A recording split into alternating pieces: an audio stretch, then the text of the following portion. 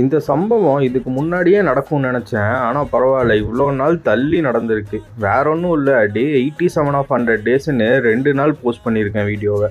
அதனால் இன்றைக்கி டே 89 ஆஃப் 100 டேஸில் தீபாவளிக்கு சூப்பராக ஒரு ஸ்வீட் செய்யலான்னு சொல்லிட்டு ஃபஸ்ட் டைம் ஒரு மினி பாதுஷா ட்ரை பண்ணேன். டேஸ்ட்லாம் ரொம்ப நல்லா இருந்துச்சு. ஆனால் இதில் என்ன மிஸ்டேக் பண்ணணும்னு உங்களுக்கு சொல்கிறேன்.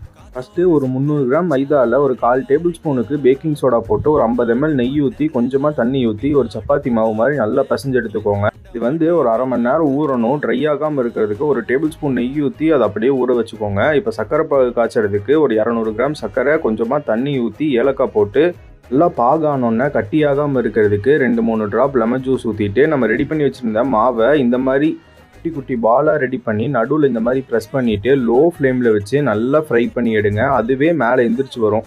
மாவு மிக்ஸ் பண்ணும்போது 2 டேபிள் ஸ்பூன் தயிர் ஊற்றி மிக்ஸ் பண்ணுங்கள். இன்னுமே சாஃப்டாக இருக்கும். இதுதான் சின்ன மிஸ்டேக் ஆகிடுச்சு. செஞ்சு சாப்பிட்டு என்ஜாய் பண்ணுங்கள். நாளைக்கு